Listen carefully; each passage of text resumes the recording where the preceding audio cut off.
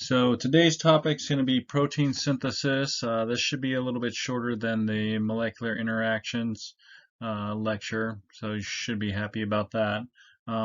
We saw that proteins are the functioning molecules of the body. So let's look at how they are made. We won't be looking at like lipid synthesis and so forth, but we'll look at protein synthesis here and the process in which takes place to make these proteins and kind of how they can be regulated. All right. So two processes to make a protein, two-step process, basically called transcription and translation. And we're going to see, remember our proteins, our DNA holds the codes for all those thousands of proteins our body makes, or cells make. Okay, so for transcription, we need to get that code. We don't want the whole DNA because the DNA has thousands and thousands of genes. So we just need, if we're going to make a certain protein, we only need to get a slice of that DNA. We need to just make a copy of that slice. And that's going to be the process of transcription. We're going to go from DNA to what's called messenger RNA. Right? Once we have that messenger RNA, we can do the second step. We can do what's called translation. Okay? Transcribing, we're going nucleic acid to nucleic acid. Same language. Translation, now we got to translate to a different language. In translation, we're going from messenger RNA, and what's our final product? Our final product is going to be a protein, and we're going to amino acid sequences. Okay, so that's what we're going to be talking about. We're going to talk about transcription first, its process, and then translation. To make this all work, we kind of have to go through the players. This hopefully seems like a review to you, to your anatomy days. You probably did the cell and the anatomy of the cell and all the organelles. You know, if you're still missing out on the organelles, please go back and look at chapter 3. Review it briefly, but maybe you remember that. Where do proteins get put together? Those is the organelle, the ribosomes. It's made up of ribosomal RNA and proteins, and it basically has two subunits. It has a large subunit and a smaller subunit. But this is where the amino acids are going to be brought. This is where the messenger RNA that has the code is brought into, and then the amino acids are brought in accordingly. Okay, you can find these ribosomes. You can find them in the cytoplasm called free ribosomes, all right? Or you can find them on what's the granular endoplasmic reticulum, the rough ER. The rough is because there's these spots on here, and those spots are what's called the fixed ribosomes. Okay. They have enzymes that are needed for this protein synthesis, okay, but this is where they are put together, the proteins. So this is where translation is actually going to take place. This is the final step in putting the well, not final step, but putting the chain of the amino acids together. Okay. Another player is the endoplasmic reticulum. Here you can see it here, the nucleus, the messenger RNA. This is where it's going to get made, and it can go out into what's called the rough endoplasmic reticulum. It's got these little pink dots, which are the ribosomes, and that's where the proteins are going to get made. But again, there are proteins, there are ribosomes in the cytosol, not attached to the ER, and those are going to make proteins that are actually specific, that are going to be used in the cell. We're going to see the specific proteins go to the rough ER or granular ER. These are ones that are going to be exported, put in the membrane, or packaged in the vesicles. And we'll see the difference here when we get to the very end. This is where we get translation, and we're going to see proteins can get modified. Okay, but some proteins are made here at the ribosomes and the granular, or what's also called the rough ER. the Golgi complex. Again, we'll take a look at the end. This would be the final steps in making these proteins that are going to be packaged in the vesicles. Okay, these would be packaging and sorting the proteins that are coming from the rough endoplasmic reticulum. Okay, so there's the rough endoplasmic reticulum, the green here. The proteins made, sent over to this pancake structure, this pancake purple structure called the Golgi apparatus. You can kind of think of it as the FedEx. It's packaged and then sent out. And then the cell nucleus. We got to talk about the nucleus because this is where that DNA is going to be housed. This is where that first step takes place because all our DNA is in the cell nucleus. Remember, we have to get at one of the genes in the DNA. We need to make a copy of that gene to start this whole process, start that process of transcription. We need to make that copy of that messenger RNA. So this is where it will take place. Okay, and you saw the rough ER. The rough ER would be latched on to part of this nucleus envelope, and so when the messenger RNA is made, those proteins that are going to be made at the ribosomes in the rough endoplasmic reticulum, they are brought straight into the rough endoplasmic reticulum. And the final player, okay, you can see the nucleoli. Nuclei contains codes for the ribosomal RNA. That makes the RNA portion of the ribosomes. Okay. The proteins, remember, ribosomes are made of ribosomal RNA and protein. Okay. The nucleoli, it's kind of like the dark region. Kind of looks like here's the nucleoli if you're looking at the Death Star. Okay. But again, it will make the ribosomal RNA for the ribosomes. So as we said, in that nucleus, we will find our DNA, and on that DNA, we will find those genes. Okay? A gene is just basically a length of DNA that codes for a specific protein, or for proteins we'll see with modifications, we can actually make multiple proteins from one gene. Right? We said first process in starting protein is taking the protein or taking the code from the DNA and transcribing it into mRNA, messenger RNA, which can then leave the nucleus. And this is termed genetic transcription. We're transcribing the gene, genetic transcription. Okay. The messenger RNA, as we said, can be translated at the ribosomes. And we're going to look at these two processes in detail. But at the ribosomes, that's where we get the proper amino acid sequence put together. And this is called genetic translation. Together, we get what's called genetic expression. We're expressing the genes. When we express the genes, that means we're creating the protein that the gene codes for.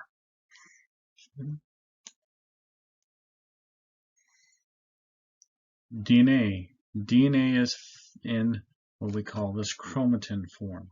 It's packaged. It's not just DNA, it's packaged. If we shred out this DNA, although it's microscopic, it would span for miles and miles, and you would have this huge amount of DNA in a cell, and you wouldn't be able to contain it all. So we have to package this DNA properly, and it's packaged into what we call chromatin. There's some proteins, some histone proteins that help form the chromatin. We're going to see the DNA can get wrapped around these proteins, and then the proteins get wrapped out even more. So we get this DNA packaged up. It contains all that codes, but we get it packaged up into these nucleosomes, and then we can even further wind it up so it is nice and tight. It's not this spread out and taking up all the space in the cell. Okay.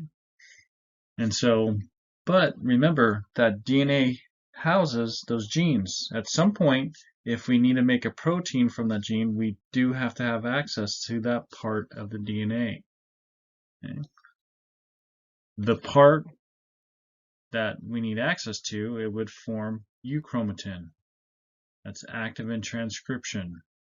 Okay, it is looser. When we need a gene, we can unwind that region that has the gene, and so we have access to make copies. We can transcribe that gene.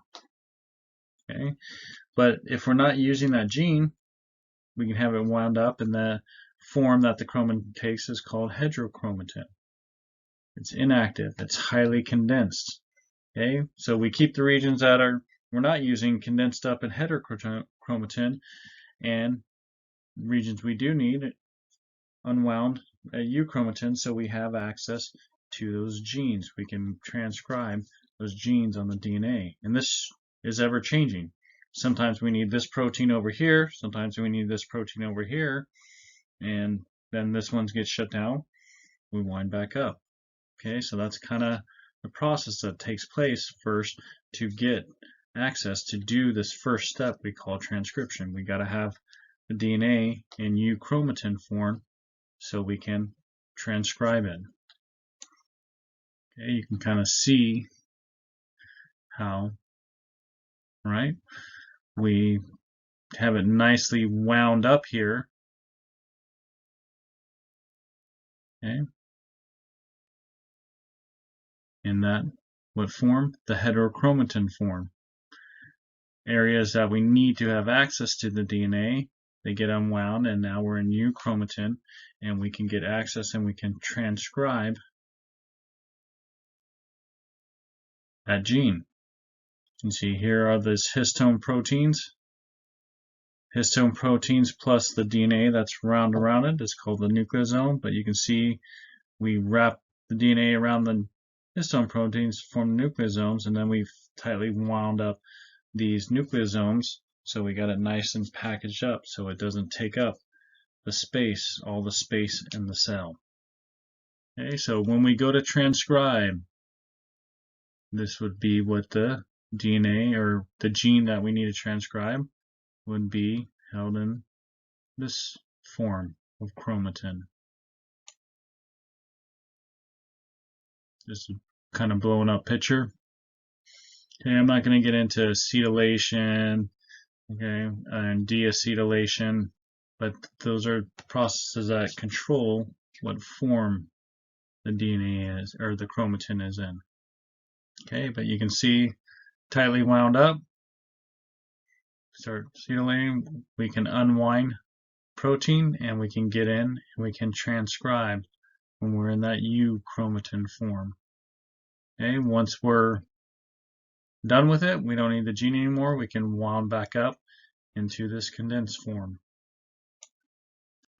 So we'll begin with the process of transcription. This is where we are making RNA, essentially we're making messenger RNA, mRNA. So if you see a little M in front of the RNA, that means messenger RNA. Okay. So we're taking DNA and we're copying a little part of that DNA where the gene, where the code or the recipe is for the protein.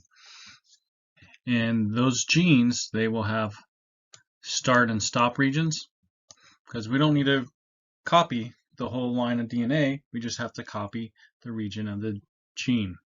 All right, and so at the beginning of the gene, there'll be a start area, start region, and then there'll be a stop region at the end. Okay, start region at the beginning, stop region at the end. Okay, the start region has these promoter areas.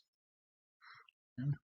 They're not part of the gene, but this is where the things that need to be recruited, these what we call transcription factors, bind to it to begin this process of DNA. It's basically kind of a signal, hey, this is where we need to start, and it's going to recruit, these transcription factors are going to recruit the enzyme that is needed for RNA synthesis, and that enzyme is RNA polymerase. Okay, so promoter region, this is also called the Tata box, right? This is the region in which these transcription factors get recruited, signal, hey, it's time to express this gene, and that will also bring in RNA polymerase. You can see this is where we start the start of the gene. Okay, so now the RNA polymerase will roll down this portion of DNA and we'll make copies of the DNA along the way. If you remember RNA polymerase, remember that DNA is two-stranded. And in those strands, from our chemistry, we know there are base pairs. Okay.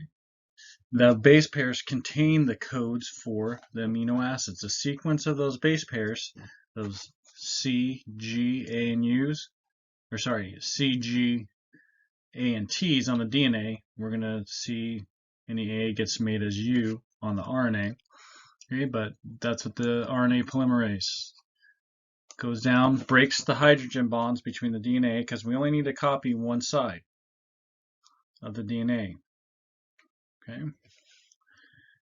Breaks it between the base pairs, and as it rolls down breaking the base pairs, it will add complementary base nucleotides to make the RNA chain. Remember the nucleotides. We got the phosphate, the sugar makes up the backbone, makes up part of the ladder, and the bases make up the rear, or the rungs.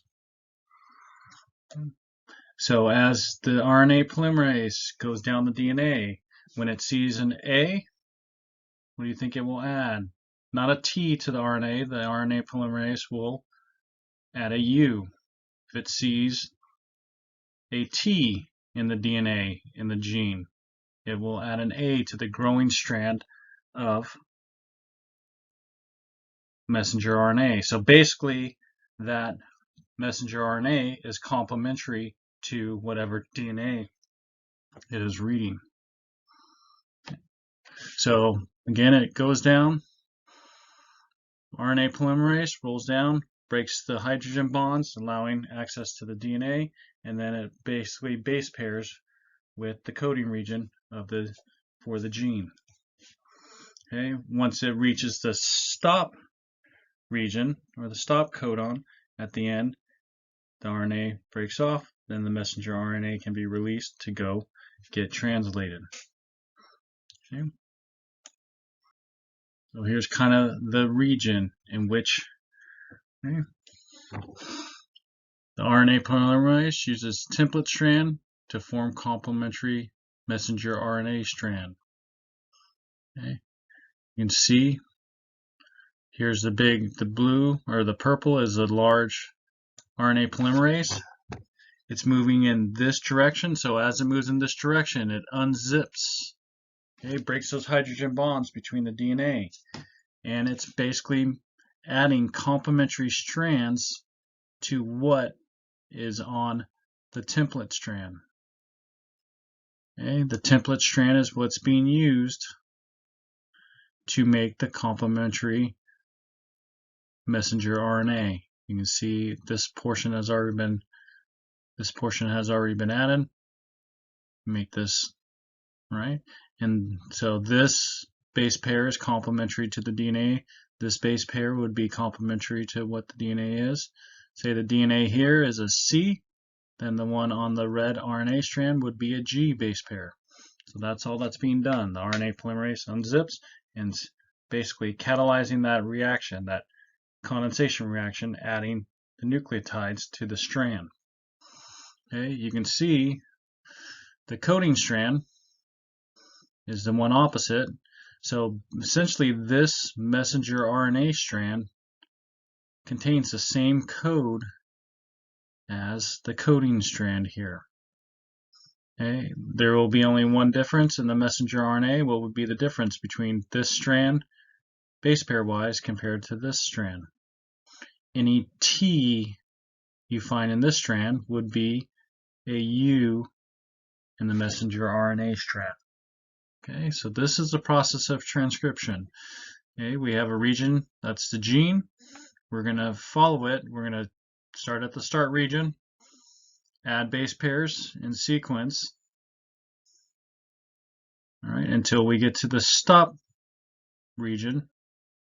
We stop and RNA polymerase is off and the messenger RNA will be released.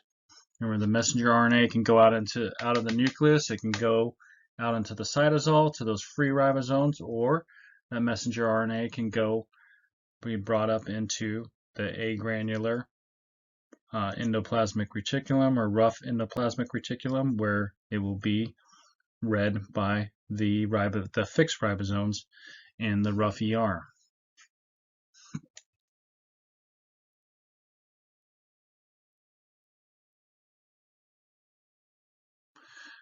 One thing to realize, though, is that RNA that initially comes off here, or comes off from where the RNA polymerase has made it on the DNA, it is not the mature messenger RNA.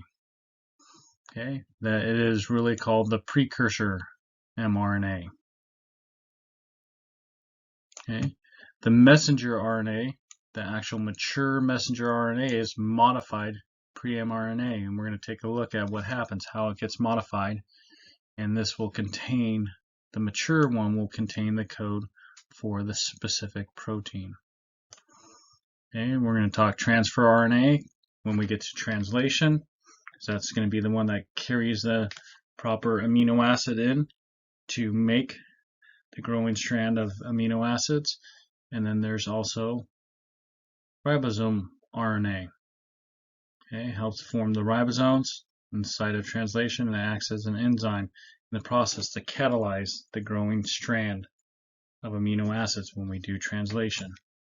Okay, but let's look at what happens to this precursor messenger RNA. How do we become the mature messenger RNA? Okay. Precursors.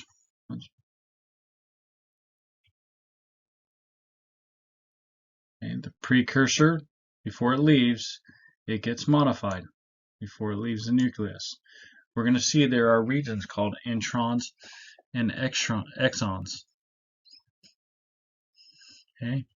The portions that want to be kept are the exons. Those are the ones that are going to be expressed. So there's parts of we made this transcript, we made this messenger RNA. Parts of those regions are non-coding regions. They don't code for the amino acids. So those are going to have to be removed, those introns. And then we piece it back together with the exons, and now we have our code for our amino acid.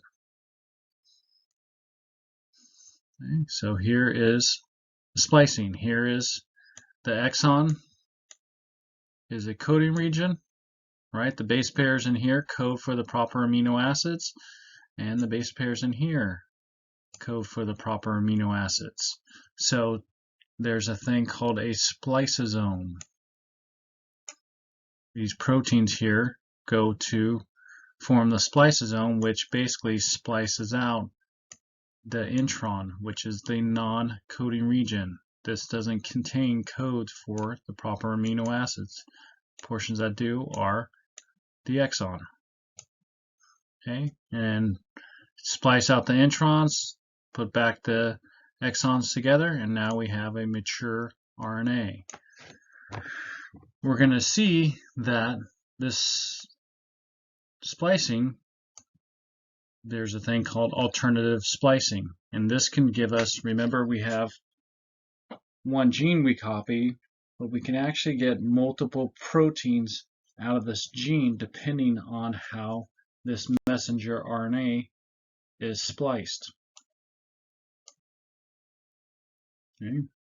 Here's just the whole process going through. DNA, we get unzipped, we make our messenger, our pre-mRNA, splice out the introns, and then put the exons spliced back together to give us our mature messenger RNA. Okay, but here is that alternative splicing I was talking about. Okay. looking here, this is that alternative splicing. Because when we look at the genome, roughly there's 19 to 20,000 genes, but we can make up to 100,000 different proteins, and that's because they get modified along the way. We can modify the messenger RNA, and we can also modify the proteins once they are produced. Okay, but let's look at here for our alternative splicing. All right, we got a gene copy. Here's our messenger, here's our gene, and here's the messenger RNA that's been transcribed. Okay, you can see we have multiple coding exon regions. 1, 2, 3, 4, 5, 6. Alternative splicing means we can splice out introns, but we also can splice out certain exons. So if we splice out, you can see this mature messenger RNA here from our pre-mRNA. What did we do? All we did was splice out the introns and also spliced out exon 3. Okay, so this has coding in 1, 2, 3, 4, 5, 6. It has all codes from this, and you can see we get this protein. Now, for this protein here, we spliced out all the introns, but what else did we splice out?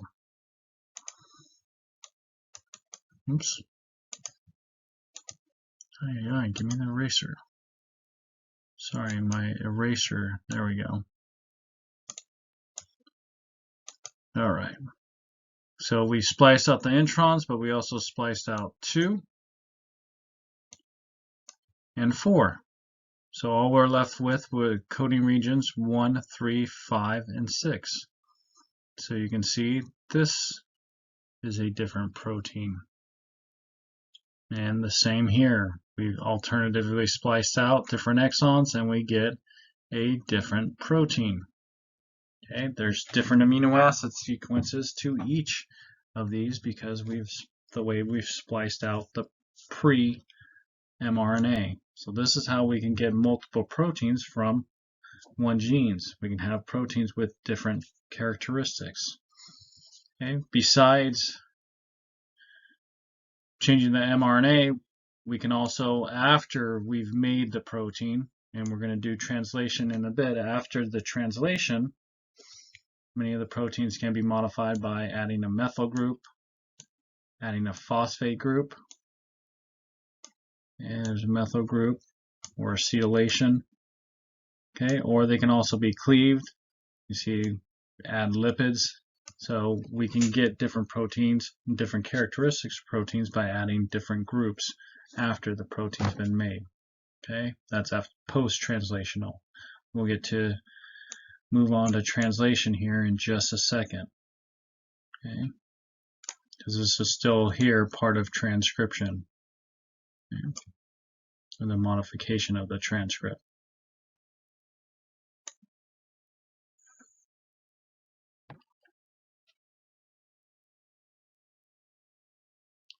All right, once we've transcribed the gene, we've taken that pre-mRNA and we've modified it, we've alternatively spliced it to give us our mature mRNA. Now we can take that mRNA to the ribosome and we can do a process called translation. Okay, mRNA attaches to ribosomes. And what we're going to see, a group of 3 bases called a triplet gives us a codon on the mRNA. So every 3 base pairs is read as a codon on the messenger RNA. Okay, codon in that it codes for a specific amino acids. Okay, codons code for the amino acids. So each 3 base pairs is a code for a different amino acid. And the order in which they're set up gives us the order of the amino acids in the polypeptide or protein that we are translating.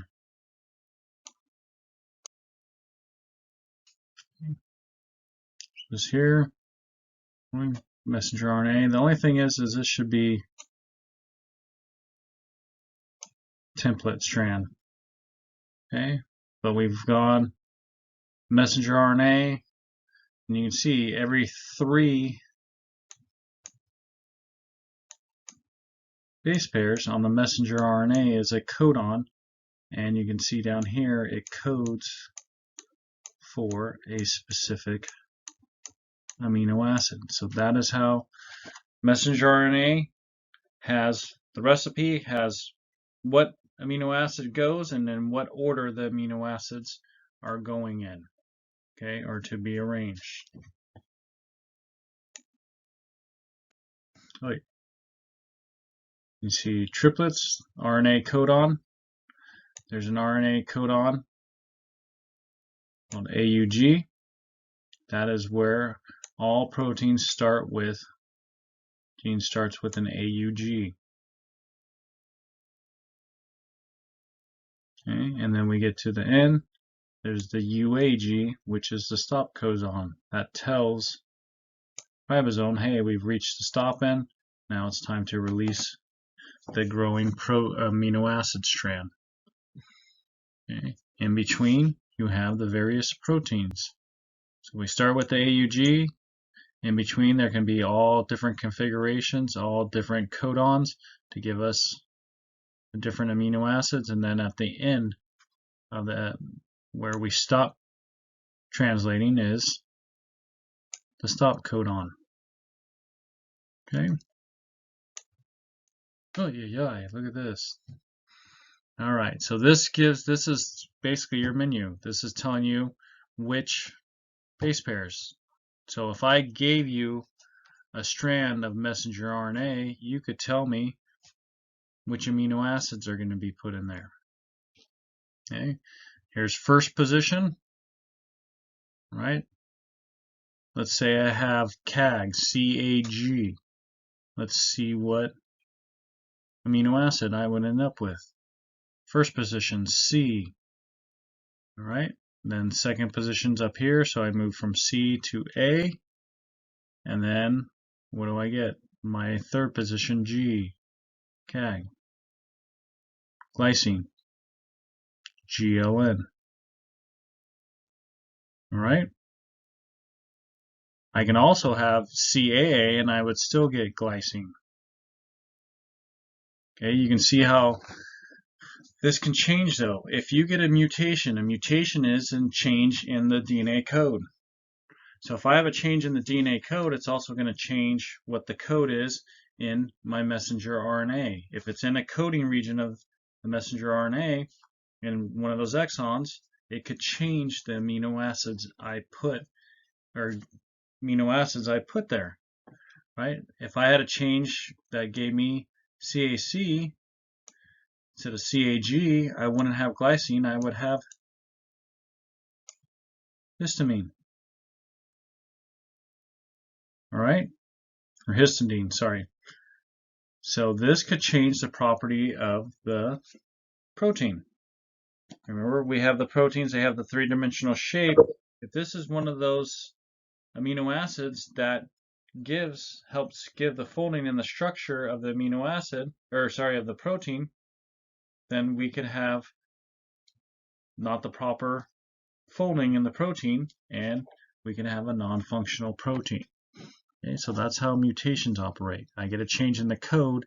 A change in the code can alter the amino acids that I'm putting into my protein. Okay, but you guys should be able to use this. You don't have to memorize this. I would give you this table on the exam or quiz, and you guys could use it, know how to use it to give me the amino acids that should be put. All right, so besides the messenger RNA that has the code, there is a other player, the transfer RNA. Okay, these are the ones that are responsible for bringing the amino acids, the proper amino acids, to the ribosome. Okay, you can see there are two regions, main regions to here, and there is binding region. It has an anticodon, so it would be the opposite of the codon for whatever amino acid, right? And it would has an amino accepting end. This end is specific for a specific amino acid. Okay, UUA, I'll get to that in a bit, but you can see this anticodon base pairs with the codon in the messenger RNA, and this UUA only has a specific amino acid attached to it. It won't have can't attach two different amino acids here, and therefore you get the correct amino acid to the correct codon in the messenger RNA strand. Okay. So taking this tRNA, transfer RNA, you can see it has an anticodon of UAC. Let's match this up over here. Which would UAC be complementary to? And this over here. U would be A, okay? A would be U, and C would be G. So AUG, this is for methionine. And one here. All right, and this amino acid accepting end will only accept methionine. It won't accept phenylalanine, serine, any of these. It only accepts a specific amino acid, and therefore if you have the right code, it's going to base pair, and we're going to get the right amino acid into the growing strand of the polypeptide. Okay, what if I had GAA? What would I end up with? Right, see if you can figure that out. Yeah. That is how that works, and that's how we get the proper amino acid sequence when we do our translation, by the transfer RNA base pairing with the codon on the messenger RNA. So this slide here is a lot of words, but basically this is describing what's going to be taking place on the next slide.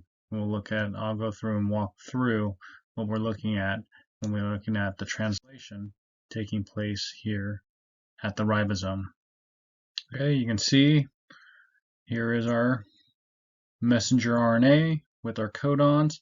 We started down here. This is where we got the reading started, was down here. This is moving, this messenger RNA, the ribosome is moving across. Started reading down here at the A. So which amino acid should this have been? Right, it's the start one, so it's methionine. Okay, but as our ribosome messenger RNA moves through the ribosome, we keep adding, bringing in tRNAs, and now we get our growing strand of our polypeptide. Right, A should have been methionine, so amino acid 1, methionine. B would be amino acid 2, C 3, and now D we're on 4. Okay, but the transfer RNA comes in, base pairs, and the enzymes of the ribosomes help catalyze the making of the peptide bonds between the amino acids. Okay, and we just continue on until we get to the stop codon, and then polypeptide is released. As it moves through those long polypeptides, remember these proteins are three-dimensional structures, so as it moves through, those interactions start taking place and we start getting the folding already of the protein. Because remember, we need that proper three-dimensional shape for the protein to be functional. So looking at this process at the granular ER. Remember the nucleus where the messenger RNA is being formed and being modified, the pre-mRNA gets modified, all right? it's going to move that granular RNA is associated with the nucleus, the membrane of the nucleus, and the messenger RNA moves in, and you see the messenger RNA on the fixed ribosome starts the growing strand, and you see how protein, these are different steps. It's not, we're stepping through looking as the protein grows. Okay, this is taking place at the granular endoplasmic reticulum, the rough ER. Proteins now, okay, in the granular endoplasmic reticulum, and what we'll see is this, we have some modification as we move through steps of the granular endoplasm, and then it will get shipped over to the Golgi apparatus. So let's look at this process. So now we can put all these processes together. We can get transcription, translation, okay, translation at the rough endoplasmic reticulum, the movement over to the Golgi apparatus, the packaging and the cleaving of the initial protein translation, the initial protein, or what we call the pre-protein at this point. And then we can also add in, since it's a hormone, it's going to get exocytosed to be released into the bloodstream. Okay, so we start. How do we start? We start with our transcription. Okay, the DNA has a gene for the insulin polypeptide. Insulin is a polypeptide hormone, so there is a gene for it on the DNA. That RNA polymerase, okay, gets recruited to the gene and will make a copy into the pre-mRNA. Because remember, we get the pre-mRNA, we get the splicing, and then we'll end up with the mature RNA. Okay, that RNA can leave the nucleus, get attached to ribosome. Ribosome starts the process, and it actually puts on the signal peptide to signal it to go to the rough endoplasmic reticulum. That's where the translation of the protein gets finished. Okay, and you get what's called the pre-pro insulin. It's this insulin plus it has this signal sequence, but in the packaging that through the rough endoplasmic reticulum, that sequence gets cleaved off. Okay, you can see it here. Here's the total translation. Okay, there's that signal sequence that signaled it to go to the rough endoplasmic reticulum. It gets cleaved off at the endoplasmic reticulum. That now we have the proinsulin. The proinsulin gets packaged and sent off to the Golgi apparatus. The Golgi apparatus is going to do some modification and then package the insulin into a vesicle. Okay. So you can see through the Golgi apparatus, what do you see taking place is there are enzymes in here that help to cleave it, because this portion here, the yellow and blue, are the actual insulin. That is the actual hormone. This green is extra. It is called the C-peptide. Okay, so what happens as we move through the Golgi apparatus is the insulin molecule gets cleaved from the C-peptide, and this gets put into a vesicle. So the vesicle contains both the insulin and the C-peptide. We eat a bunch of sugar, you eat a meal with carbohydrate, that cues the release of insulin, and now that insulin, that vesicle containing insulin, will be exocytosed, and that will release insulin into the interstitial fluid and ultimately into the bloodstream. Okay, you can see both the insulin and the C-peptide get released. Okay, that is the whole process, putting it all together. If this was a protein that was going to be used by the cell, doesn't need to be packaged in a vesicle, that protein would be basically translated by a cytosolic ribosome and then left in the cell. Okay, but ones that move through the rough endoplasmic reticulum and the Golgi apparatus get packaged in the vesicles. Some are used to exocytose, like neurotransmitters and hormones. Some get packaged in vesicles and are brought up, and they're proteins that are going to get embedded in the plasma membrane. And some of the vesicles are like lysosomes, the organelles with all those degradative enzymes in them that use for breaking down bad components or other things. Okay, so packaged proteins that need to be packaged, sent to the membrane or exocytosed or lysosomes, they will run through the rough endoplasmic reticulum. Those that get used for the cell, they can be translated at free ribosomes that are in the cytosol.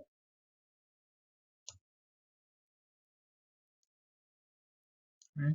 Here's just another, and there's a cool animation, endomembrane. You can watch that to look at the process taking place. I always recommend watching videos. If you're not understanding, get some videos. You guys have all the access. When I was taking school, we had the books, and that's about it. We had no internet to look at. So you guys have all these cool videos, especially for physiology. It's a very dynamic. There's always movement taking place, so you can actually see the processes taking place with the videos, which is probably better than me just sitting here talking and explaining it out to you. But some of you that are visual learners, definitely get on and look at videos, because you can watch these processes taking place and it will register better in your mind. All right. One last thing is, how's this relate to physiology? Well, physiology, there's always changes taking place, and the body's always making changes to counteract those changes taking place, either externally or internally. So one way is we can upregulate or downregulate the production of these proteins. All right.